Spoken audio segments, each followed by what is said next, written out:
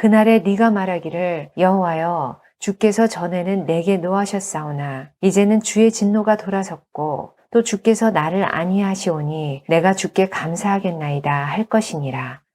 보라, 하나님은 나의 구원이시라. 내가 신뢰하고 두려움이 없으리니 주 여호와는 나의 힘이시며 나의 노래시며 나의 구원이심이라. 그러므로 너희가 기쁨으로 구원의 우물들에서 물을 기르리로다. 그날에 너희가 또 말하기를 여호와께 감사하라. 그의 이름을 부르며 그의 행하심을 만국 중에 선포하며 그의 이름이 높다 하라. 여호와를 찬송할 것은 극히 아름다운 일을 하셨음이니 이를 온 땅이 알게 할지어다. 시온의 주민아 소리 높여 부르라. 이스라엘의 거룩하신 이가 너희 중에서 크심이니라 할 것이니라. 1620년입니다. 1620년 영국의 청교도 102명이 신앙의 자유를 찾아서 메이플라워 호를 타고 미국에 도착을 했습니다. 당시는 신대륙이었죠. 그들이 도착한 곳은 세계 최대 강대국 미국입니다. 불과 400년 전만 해도 그곳은 오늘과 같은 그런 미국의 모습은 아니었습니다. 당시 영국에는 국교회를 믿지 않으면, 국교회를 또 따르지 않으면 정치적이고 세속적인 탄압들이 있었습니다. 그래서 하나님의 말씀대로 살 수도 없었고, 하나님의 말씀을 온전히 설교를 할 수도 없고, 또 선교도 할 수 없는 그러한 시대 가운데 있었습니다. 그래서 그러한 탄압과 박해 속에서 하나님의 뜻대로 살고자 하는 청교도 운동이 그들 가운데 나타났습니다. 그리고 한편으로는 종교의 자유를 찾아서 신대륙으로 떠나려는 무리가 생겼습니다.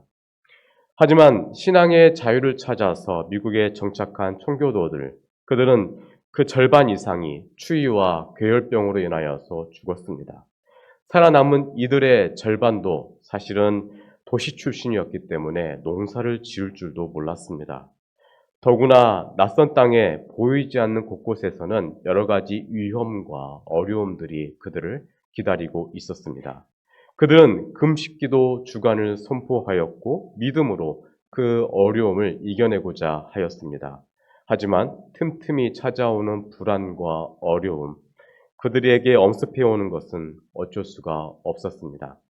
그때 한 사람이 일어나서 이런 말을 합니다.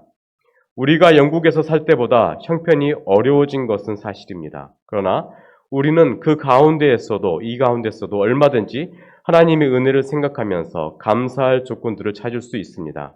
우리에게는 이제 신앙의 자유가 있습니다. 우리에게는 무한한 가능성이 있습니다. 그러므로 우리는 더 이상 절망에 빠질 필요가 없습니다. 우리가 열심히 하면 하나님이 도와주실 것입니다. 이제 감사의 기도, 감사의 축제를 하십시다 라고 누군가 말을 했다고 합니다. 그들은 하나님의 은혜를 생각하며 믿음으로 감사를 드렸고 이게 바로 추수감사절의 시작이 되었습니다. 우리가 살아 숨쉬고 있는 사실 하나만으로도 하나님께 감사드릴 수 있어야 합니다. 감사가 체질화가 되어야 될 것이고 또 생활화가 되어야 할 것입니다. 오늘 본문은 하나님이 그날에 이루실 그 구원에 대하여서 남은 자들이 감사하며 찬양하는 내용으로 구성되어 있는 찬송시입니다. 이사야 선지자는 본문에서 그 날에 드릴 그 찬송을 우리에게 말씀하고 있습니다. 예전에 이스라엘 백성들이 출애굽을 하고 나서 드렸던 찬송처럼 앞으로 주님 다시 오시는 그날이 되면 우리는 구원의 노래를 부르게 될 것입니다. 오늘 말씀을 통하여서 감사를 회복하시고 믿음으로 세상을 이겨내시길 주의 이름으로 축원드립니다. 첫 번째 메시지입니다. 그 날에 우리를 새롭게 하십니다. 자, 오늘 본문의 1절을 보면 그 날에 라는 말씀으로 본문의 그 시작을 알립니다. 이 날은 무시무시하던 심판이 멈추게 되었고 구원이 임하는 날을 말하는 것입니다. 하나님의 진노가 멈출 뿐만 아니라 주님의 위로가 백성들을 감싸 안아주는 것입니다. 하나님은 심판이 끝났을 때 은혜를 베푸시는 분이십니다. 사실은 은혜의 강은 계속 흐르고 있었지만 심판 때문에 이 은혜의 물이 막혔던 것이고 이 심판이 멈추면서 은혜의 본물이 다시 터지게 된 것입니다. 한 우화가 있습니다. 어느 날에 토끼가 길을 가는데 함정에 빠진 늑대를 만나게 됩니다. 며칠 굶어서 삐쩍 말라 죽어가는 이 늑대가 토끼를 보고 간청을 합니다. 나 좀 건져달라 라고 하니까 토끼는 건져주면 당신이 나를 잡아먹을 게 아니요 라고 말을 합니다. 그러자 늑대는 절대 그럴 수 없다고, 어떻게 생명의 은인을 잡아먹겠느냐고 늑대가 이 토끼에게 말을 합니다. 토끼는 늑대를 불쌍히 여겨서 나뭇가지를 던져주고 살려냅니다. 그랬더니 늑대는 딴소리를 합니다. 그때는 그때고 지금 배가 고파서 못 견디겠으니 너를 잡아먹어야겠다고 나오는 것입니다. 토끼가 아무리 통사정을 해도 먹히지가 않습니다. 이때 마침 지나가던 여우를 만납니다.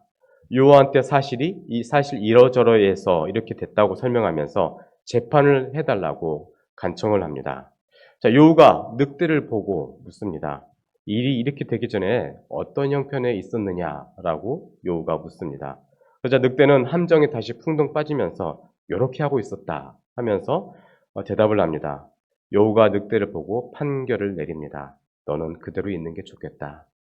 네, 토끼와 여우는 그 자리를 떠났습니다. 여러분, 우리는 과거를 잊어서는 안 됩니다. 내가 어떤 형편에 있었는지 그것을 늘 생각을 해야 합니다. 내가 예수를 안 믿었을 때 어땠는지, 만약 안 믿었다면 내가 지금 어떤 인생을 살아가고 있었을지 그것을 잊어서는 안 되는 것입니다. 우리가 너무 쉽게 과거를 잊어버린 경우가 많이 있습니다. 그것을 잊어버리기 때문에 오늘 우리에게 감사가 없는 것입니다. 은혜 속에서 살기가 어려운 것입니다. 우리는 죄 가운데 있었던 그때의 형편, 은혜 밖에 있었을 때의 내 모습을 항상 생각하고 기억을 해야 할 것입니다. 한때 이스라엘은 아수르를 통하여서 그들의 침략 때문에 어려운 시기를 겪고 있었습니다.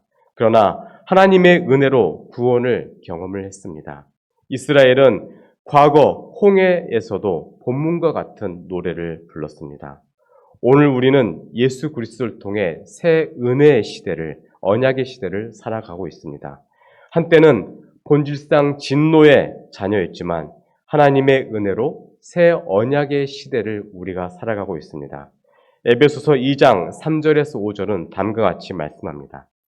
전에는 우리도 다 그 가운데서 우리 육체의 욕심을 따라 지내며 육체와 마음에 원하는 것을 하여 다른 이들과 같이 본질상 진노의 자녀이었더니 긍휼이 풍성하신 하나님이 우리를 사랑하신 그 큰 사랑을 인하여 허물로 죽은 우리를 그리스도와 함께 살리셨고 너희는 은혜로 구원을 받은 것이라 라고 기록됐습니다. 이와 동일하게 호세아는 호세아서 6장 1절에서 다음과 같이 말합니다. 오라 우리가 여호와께로 돌아가자. 여호와께서 우리를 찢으셨으나 도로 낫게 하실 것이요 우리를 치셨으나 싸매어 주실 것임이라 라고 말씀하였습니다. 자, 세상의 문명은 발전을 향하여 나아갑니다. 그러나 성경은 회복을 우리에게 말을 합니다. 사람들은 뒤로 물러가는 그러한 내리막길에 서지 않고 발전의 오르막길에 서려고 애를 씁니다. 하지만 성경은 우리에게 진보와 물러섬의 고리에서 벗어나 완전히 새로운 사람이 되라고 우리에게 권면합니다. 고린도후서 4장 16절은 우리에게 다음과 같이 말씀합니다. 그러므로 우리가 낙심하지 아니하노니 우리의 겉사람은 낡아지나 우리의 속사람은 날로 새로워지도다. 아멘. 우리의 육신의 장막은 뒤로 물러설 수밖에 없습니다. 하지만 우리의 영혼은 새로운 피조물의 소망이 있습니다. 그것은 미래를 향한 소망이 아니라 영혼을 지향하는 소망인 것입니다. 우리가 진정 원하는 변화는 새로운 그것의 진보가 아니라 본질적인 곳으로 돌아가는 것입니다. 마태복음 24장 35절에는 다음과 같이 말씀합니다. 천지는 없어지얼정 내 말은 없어지지 아니하리라. 그렇습니다. 세상의 모든 물질은 다 사라지게 될 것입니다. 그러나 하나님의 말씀은 영원합니다. 그래서 하나님의 말씀으로 돌아가야 우리가 살 수가 있는 것입니다. 우리가 하나님께로 방향을 돌이키는 그러한 결단이 지금 우리에게 필요합니다. 자기가 가고 싶은 곳으로 곧장 가면서 하나님을 따른다고 해서는 절대 안 될 것입니다. 회개하고 돌아선 사람들은 세속적이고 타락한 삶을 완전히 등지고 하나님께로 방향을 돌린 사람들입니다.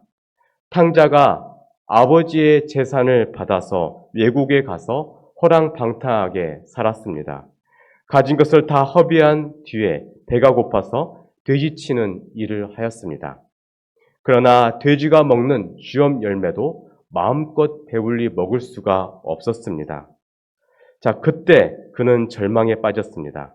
그때 탕자는 아버지께 돌아갈 것을 결심을 합니다. 여러분, 우리가 하나님 아버지를 떠나면 마음대로 살 것 같지만 실상은 그렇지가 않습니다. 오히려 고난이 오는 것입니다. 그 고난은 속히 아버지께로 돌아오라는 사인, 신호인 것입니다. 자, 그리고 만약에 우리가 그 신호를 받아서 돌아오게 된다면 우리는 모든 것에 있어서 회복할 수가 있습니다. 오늘 본문 2절을 보면 보라라고 시작을 합니다. 감탄사입니다. 하나님과 인간 사이에 회복의 놀라운 일이 일어나기 때문에 그런 것입니다. 하나님과 인간 사이의 화해는 우리가 하나님께 가까이 가고자 노력해서 이루어지는 것이 아니라 하나님이 우리에게 가까이 오셨을 때 그때 이루어지는 것입니다. 그러나 모든 사람이 하나님의 구원을 맛보는 것은 아닙니다. 회개하고 돌아오는 사람만이 누리는 것입니다. 2절을 보면 그러한 사람들의 특징이 나와 있습니다. 그들은 하나님을 의뢰하는 사람이었고 그들은 더 이상 두려움이 없는 사람입니다. 그들은 하나님이 자기의 힘임을 고백할 수 있는 사람들입니다. 그리고 그들은 하나님을 노래하는 사람들입니다. 오래전 이탈리아에 있었던 일입니다. 예술극장에서 일하는 어떠한 사람이 있는데 그에게 한 어린 아이가 있었습니다. 아들이 있었는데 넉넉하지 않은 형편이었지만 아이에게 피아노를 한 대를 사주었습니다. 처음에는 서투르다 보니 도레미 파솔라시도만 쳤습니다. 그러다가 이 아이가 젓가락 행진곡을 배웠습니다. 어느 날 아버지가 일하는 예술극장에 이태리 최고의 전설적인 피아니스트가 온다고 하였습니다. 그리고 공연을 하게 되었는데 많은 관객들이 극장에 몰려왔고 그날에 이 아빠는 어린 아들에게 이 대가의 연주를 들려주고 싶었습니다. 그래서 어렵게 뒤쪽에 자리를 하나 마련하고 아이를 데려왔습니다. 극장 이곳저곳을 보여주고 그리고 나서 자리로 돌아온 아버지는 잠깐 볼 일이 있어서 나갔습니다. 아들에게는 그 자리에 꼭 있으라고 했는데 아이가 그 자리에 있을 리는 없습니다. 호기심에 이곳저곳 돌아다니다가 무대 커튼 뒤에 있는 연주용 그랜드 피아노 한 대를 보게 됩니다. 아들은 자기도 모르게 그 자리에 앉아서 자기가 배웠던 젓가락 행진곡을 칩니다. 치다 보니 심취해 있어서 상황이 어떻게 돌아갔는지도 몰랐습니다. 커튼이 올라가면서 환하게 조명이 들어왔고 수천 명의 청중이 있는 무대를 이 아이가 보게 되었습니다. 아이는 열심히 젓가락 행진곡을 치다가 뭔가 이상한 것을 느끼고는 고개를 들었습니다. 순식간에 상황을 판단한 이 아이가 기겁을 하고 피아노에서 내려오려고 하였습니다. 그 순간 크고 묵직한 손이 아이의 어깨를 붙잡았습니다. 그리고 굵고 부드러운 음성으로 말합니다. 얘야 괜찮아. 그대로 네가 쳤던 피아노 그 젓가락 행진곡을 한번 연주해 보렴이라고 했습니다. 바로 전설의 피아니스트였던 것이죠. 아이는 겁먹은 채로 다시 젓가락 행진곡을 연주하였고 옆에 앉은 피아니스트는 조금씩 같이 연주하다가 그 코드를 연결시켜서 베토벤 심포니 소곡을 그가 연주를 하였습니다. 그러면서 손을 뒤에 대기하고 있던 오케스트라에게 사인을 주자 목관악기와 현악기, 타악기 등이 차례로 피아니스트의 신호를 따라 연주를 합니다. 자, 그러자 장엄하고 아름다운 클래식 하모니가 연주된 것이죠. 아이의 젓가락 행진곡은 계속해서 진행되고 있었지만 전설의 피아니스트가 함께하면서 오케스트라가 전체를 받쳐주니 아름답고 웅장한 음악이 되었습니다. 사랑하는 성도 여러분, 하나님은 우리의 보잘것없는 젓가락 행진곡을 함께 연주해 주시면서 놀라운 하나님의 능력을 우리에게 보여주십니다. 그래서 상상하지 못했던 최고의 장엄한 음악을 만들어 가십니다. 우리가 믿는 하나님은 이러한 놀라운 하나님이시며 우리의 구원자가 되십니다. 이러한 하나님을 온전히 믿으시길 주의 이름으로 축원드립니다.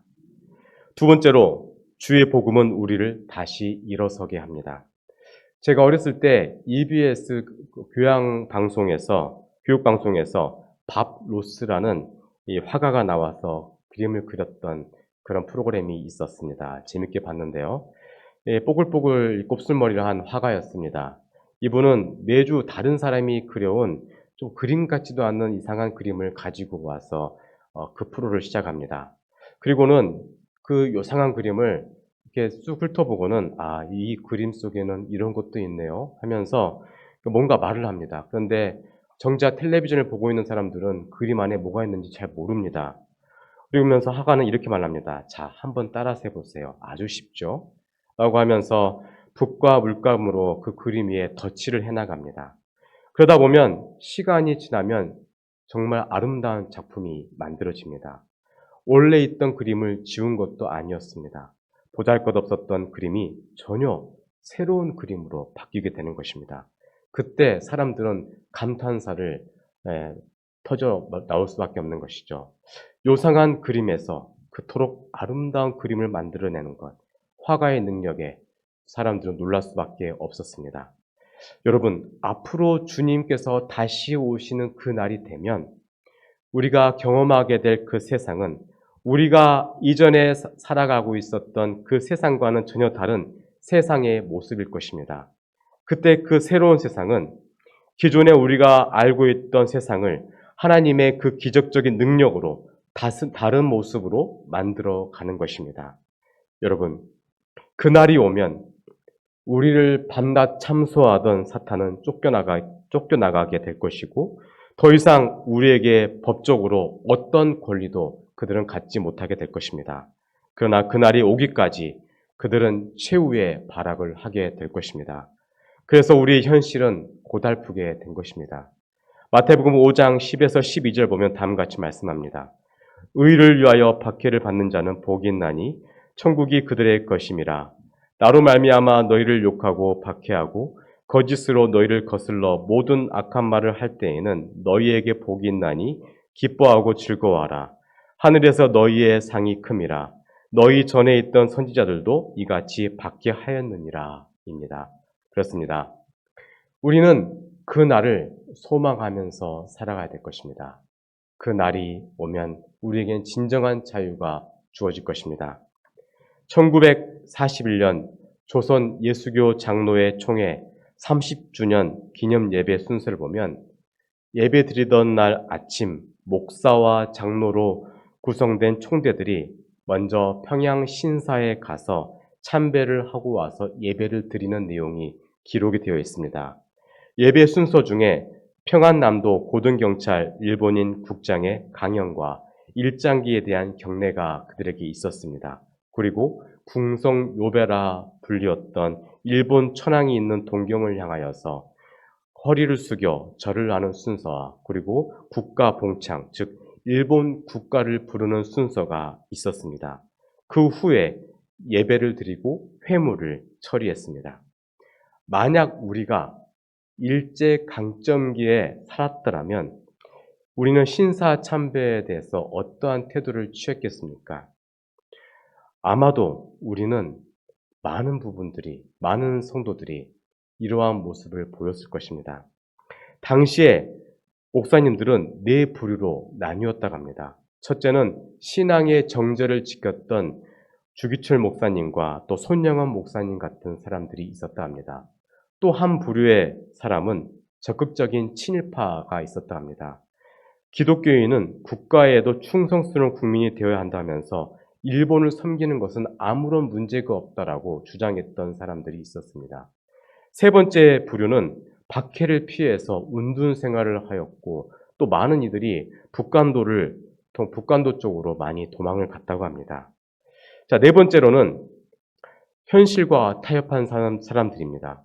친일파처럼 적극적인 모습을 취하지는 않았지만 어쩔 수 없는 일로 여겨서 시키는 것을 모두 하면서 목회하는 분들이 있었다고 합니다. 여러분, 막상 고난이 닥치면 사람이 어떻게 바뀌게 될지 아무도 모릅니다. 이 점이 우리를 두렵게 합니다.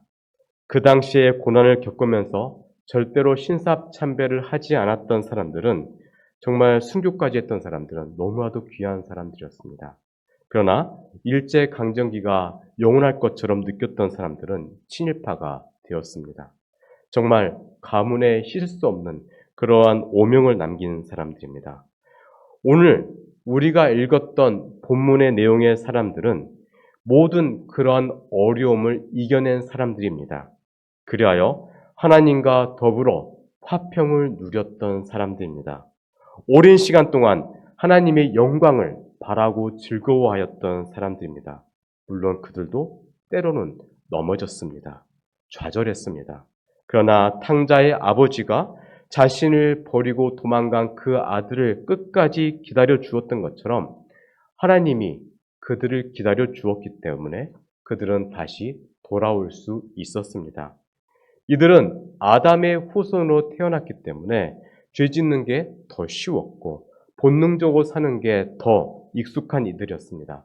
그런데 한편으로는 그러한 모습을 기뻐하지 않는 새로운 인격이 그들의 마음에 있었던 사람들입니다. 이 두 마음 때문에 항상 싸웠던 사람들. 이 사람들이 본문에 나오는 마지막에 승리했던 사람들입니다. 장자라는 책이 있습니다. 장자가 쓴 장자라는 책에 나오는 이야기입니다. 자경이라는 한 사람이 나오는데 이 사람이 손재주가 좋아서 나무를 깎아서 좋은 악기를 만들었다고 합니다. 그래서 소문이 많이 났습니다. 당시에 노나라의 황제가 그를 불러서 연주를 시켜보았더니 너무나도 이 악기가 소리가 좋았다고 합니다. 그래서 이 황제가 묻습니다. 자네는 어떻게 이러한 좋은 악기를 만들었나? 라고 황제가 자경에게 묻습니다. 거기에 대해서 이 자경이 이런 말 합니다. 제가 이것을 만들기 위해서는 먼저는 목욕 재개를 하고 사흘 동안 묵상을 합니다. 그리고 또다시 5일 동안 명상을 합니다. 그러면 칭찬받겠다고 하는 마음이나 비난받는 데 두려움이 다 사라지게 됩니다. 또다시 7일을 명상을 합니다. 그러면 손과 발이 있다는 것도 잊어버리게 됩니다. 완전히 추월한 무아지경에 들어가게 됩니다. 그리고 오직 아름다운 소리만 들리게 되는 것입니다. 그 음악 소리를 들으면서 악기를 제가 만들었던 것입니다. 라고 말을 했다고 합니다. 여러분, 내 안에는 두려운 마음, 정욕, 칭찬받고자 하는 마음, 인정받고자 하는 마음이 있습니다. 이러한 모습을 그대로 가지고 있으면 우리가 되는 게 없습니다. 하나님께 쓰임받을 수가 없는 것이죠. 이것을 십자가에 못 박아야 합니다. 그래서 고린도전서 2장 2절은 다음과 같이 말씀합니다. 너희 중에서 예수 그리스도와 그가 십자가에 못 박히신 것 외에는 아무것도 알지 아니하기로 작정하였습니다. 여러분, 내가 예수를 위해서 죽은 게 아니라 십자가를 우리가 쳐다볼 때 그분이 나를 죽이시는 것입니다. 여러분, 승리의 힘은 여기에 있습니다. 내가 온전히 그리스도와 함께 죽었을 때 엄청난 능력이 나타난 것입니다. 때로는 넘어질 수도 있습니다. 그러나 주님을 바라보면서 다시 일어설 수가 있습니다. 내 힘, 내 지혜로서는 도저히 할 수 없는 그 일들을 주님의 능력으로 해낼 수가 있습니다. 그리고 마지막에는 구원의 감사를 드리게 되는 것이고 그의 이름을 부르며 그의 행하심을 만국 중에 선포하게 되는 것입니다. 바로 그 내용이 오늘 본문의 4절입니다. 4절 함께 읽겠습니다. 시작. 그날에 너희가 또 말하기를 여호와께 감사하라. 그의 이름을 부르며 그의 행하심을 만국 중에 선포하며 그의 이름이 높다 하라. 아멘. 어린 왕자라는 책을 보면 이런 내용이 있습니다. 사막이 아름다운 건 어딘가 우물이 숨어 있기 때문이야 라는 말을 합니다. 그렇습니다. 인생의 광야 속에서 만난 그 예수 그리스도, 그분의 구원의 우물을 우리가 만나야 합니다. 그리하면 목마름이 해갈될 수 있고 힘든 사막을 이겨내서 걸어갈 수가 있는 것입니다. 주님이 계시면 인생은 아직도 도전해 볼 만합니다. 나를 위해 죽으시고 부활하신 예수 그리스도, 그분만을 바라봅시다. 그분은 우리를 일으켜 세워주십니다. 그 은혜를 경험하시길 주의 이름으로 축원드립니다. 세 번째로, 구원을 경험한 사람들이 하나님을 찬양합니다. 여러분, 우리 개신교와 천주교는 여러 면에서 같은 것 같지만 차이가 많이 있습니다. 우리 개신교는 오직 믿음, 오직 성경, 오직 은혜로서 살아가는 사람들입니다. 이것을 믿는 무리들, 이것을 통하여 예수를 믿는 무리들을 교회라고 일컫습니다. 근데 천주교는 교회를 다르게 정의합니다. 교황이 임명한 주교가 파송한 신부가 있어야지만 그곳이 교회가 된다라고 그들은 생각을 합니다. 그래서 그들은 신부가 없는 교회에서는 절대 미사를 드리지 않습니다. 근데 최근에는 그게 조금 바뀌었다고 합니다. 유럽의 일부 지역에서는 신부님이 없어도 미사를 드린 경우가 있다고 합니다. 두 가지 이유 때문에 그런데, 먼저는 그들도 요즘에 신부님을 하려는 사람이 없기 때문에 신부의 수가 줄어서 또 그런 경우가 있고, 또 하나는 죽은 사람이나 또 죽은 사람들의 가족들이 이 미사를 드릴 때, 장례 미사를 드릴 때 그것을 원하지 않는 경우가 있으면 그것을 인정하고 이 신부님 없이 장례 미사를 드리게 하는 경우가 있다고 합니다. 자, 그때 이 죽은 사람들과 또 가까운 친지가 신부를 대신해서 장례 미사를 드리는 경우가 있는데, 그들이 드리는 이 기도문의 마지막에 이러한 내용이 있다 합니다. 오 주님, 이 죽은 사람이 개처럼 장사되지 않게 해주소서라는 이 기도문을 꼭 읽어야 된다고 합니다. 여러분, 개는 주인을 사랑합니다. 어떤 경우에도 주인을 배신하지 않습니다. 그런데 우리는 하나님께 저항하고 배신할 때가 많이 있습니다. 때로는 충성스러운 개보다 못한 인생을 살아갈 때가 많이 있습니다.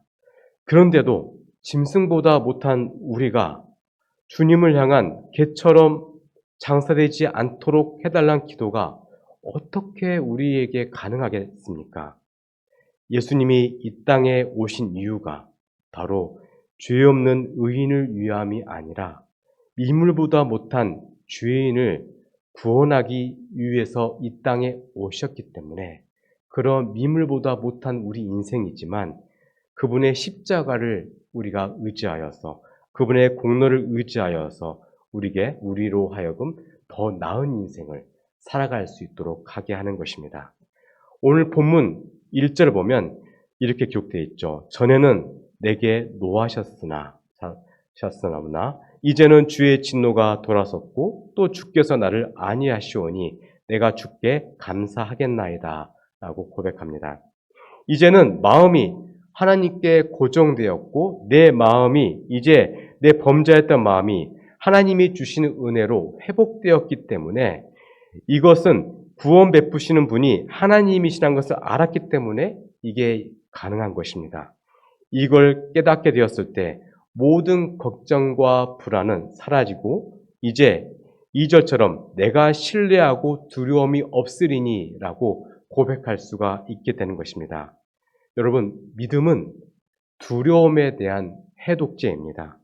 우리의 모든 불안한 마음을 다 버리고 신뢰를 가지고 하나님을 바라봐야 할 것입니다.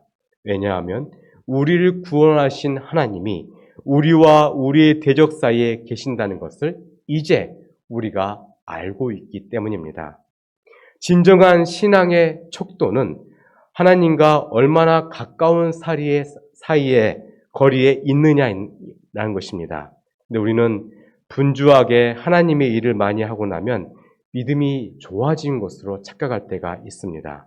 그러나 하나님의 일을 많이 한다고 우리가 하나님과 가까워지는 것은 아닙니다. 마태복음 7장 22절을 보면 다음과 같은 말씀이 있습니다.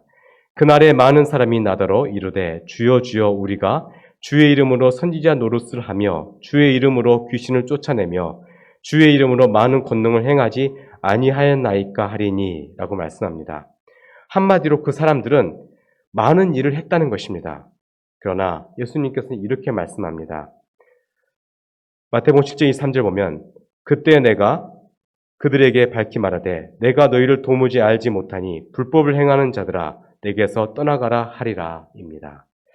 여러분, 우리가 하나님의 일을 많이 할 수 있습니다. 그런데 마음이 하나님으로부터 멀어지게 된다면 하나님은 내가 너를 도무지 알지 못한다, 널 모른다라고 말씀하실 것입니다. 외적인 활동이 중요한 것이 아닙니다. 어떠한 상황이 있다 할지라도 우리가 하나님과의 이 거리를 정말 좁게 유지하는 것이 중요한 것입니다. 외적인 활동이 아니라 어떠한 상황이든지 하나님의 거리를 생각하는 모습이 우리에게 필요한 것입니다. 주님은 이스라엘 백성들을 향해 마태복음 15장 8절에서 다음과 같이 말씀합니다. 이 백성이 입술로 나를 공경하되 마음은 내게서 멀도다입니다. 마음의 거리가 중요한 것입니다. 하나님과 가까이 하는 사람은 그 누구보다 평안을 누리며 하나님을 찬양하는 인생을 살아갑니다. 6절을 보면 다음과 같습니다. 시온의 주민아 소리 높여 부르라. 이스라엘의 거룩하신 이가 너희 중에 크심이니라 할 것이니라. 아멘. 하나님은 우리가 기쁘고 평안하게 살기를 원하십니다. 이 평안은 예수님이 십자가의 죽으심으로 우리에 대한 자신의 사랑을 확증하신 사랑인 것입니다. 세상의 그 어떤 것과도 비교할 수 없는 선물입니다. 그래서 시편 100편 1절 2절은 이러한 평안의 감사를 고백하는 내용이 나와 있습니다. 온 땅이여 여호와께 즐거운 찬송을 부를지어다. 기쁨으로 여호와를 섬기며 노래하면서 그의 앞에 나아갈지어다입니다. 시편 기자는 여호와의 기쁨으로 섬긴다고 고백합니다. 그는 항상 하나님과 함께 있었던 사람이었습니다. 그렇기 때문에 기쁨이 있었고 하나님을 찬양할 수가 있었습니다. 우리가 잘 알고 있는 다윗은 위기의 상황 속에서도 하나님이여 내 마음을 정하였사오니 내가 노래하며 나의 마음을 다하여 찬송하리로다 라고 시편 108편 1절에서 찬송합니다. 계속되는 고난 속에서 그 어떠한 답을 찾지 못하였지만 그럼에도 온전히 하나님만을 바라봤습니다. 그리고 자신의 마음을 확정하였습니다. 하나님, 저의 마음을 확정하였습니다. 오직 하나님만을 바라보겠습니다. 라고 고백을 했던 것입니다. 그는 고통의 중심에서 새벽을 깨우며 기도할 것을 선포하였습니다. 시편 108편 2절에서는 다음과 같이 고백합니다. 비파야 수구마 깰지어다 내가 새벽을 깨우리로다. 여러분, 인간은 본질적으로 하나님께 나아가는 것을 기뻐하지 않습니다. 오히려 하나님을 피하려고 합니다. 하나님 없는 인생을 살아가려고 합니다. 그럴 때 인간은 스스로 고통을 불러일으키는 것입니다. 그러나 고통의 한가운데서 진정한 기도를 배우게 됩니다. 기도로 하나님과 함께하며 하나님과 동행하는 인생을 시작을 합니다. 우리 인생에는 다윗처럼 절망과 고통, 어둠의 시간을 통과할 때가 있습니다. 그러나 고통의 어둠 속에서 하나님을 생각하고 기도하게 됩니다. 자, 구약에서 보면 모세는 출애굽한 이스라엘 백성 중에서 12명의 정탐꾼을 가나안 땅으로 보냈습니다. 그 땅에 사는 아낙 자손들의 덩치는 매우 컸습니다. 그 모습을 보고 부정적으로 생각한 10명의 정탐꾼들은 우리는 그 땅을 차지할 수 없다라고 보고합니다. 그들의 마음에는 인간적인 생각만 있었던 것이죠. 반면에 여호수아와 갈렙은 그 땅의 백성은 우리의 밥이다 라고 했습니다. 그 둘은 다른 정탐꾼들과 생각이 달랐습니다. 같은 것을 보았지만 보는 관점이 달랐던 것입니다. 고난에 대한 것도 그렇습니다. 고난이 오면 하나님께서 이 고난을 통해 내 삶의 뿌리를 강화시키는가 보다라고 생각하면 됩니다. 비바람이 강한 곳에서 천년을 서 있는 어떤 나무는 높이가 1m밖에 되지는 않는다고 합니다. 그런데 뿌리가 무려 20m나 되는 그러한 나무가 있답니다. 오랜 세월 고난을 많이 당하다 보면 뿌리를 땅속 깊이 내리고 또 내리고 그렇게 내려서 그러한 모습이 된 것입니다. 왜 나무는 뿌리를 깊게 내렸습니까? 그래야 비바람에 쓰러지지 않기 때문입니다. 고난이 뿌리를 깊게 맞는 것입니다. 반면에 날씨가 좋은 캐나다에 심긴 전나무들은 높이가 20m 정도 된다고 합니다. 그런데 뿌리는 1m밖에 되지는 않습니다. 성장에 유리한 환경에 있으면서 오히려 나무의 뿌리가 약해지게 된 것입니다. 그래서 조금만 강한 바람이 불어도 뿌리가 뽑힌 일이 생긴다고 합니다.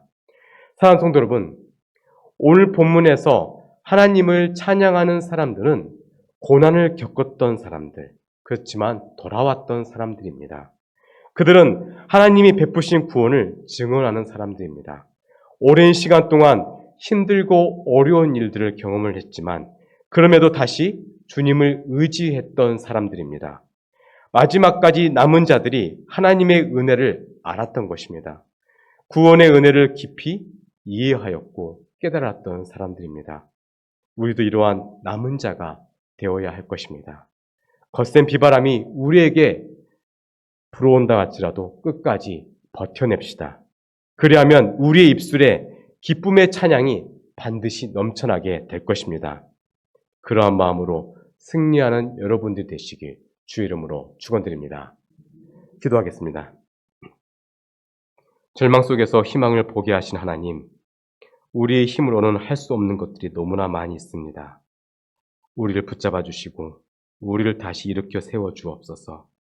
하나님의 그 크신 은혜를 늘 경험하게 하시고 거센 비바람 속에서도 하나님만 의지하는 인생으로 변화되게 하여 주옵소서. 감사드리며 예수님 이름으로 기도드렸습니다. 아멘. 신뢰함으로 주님을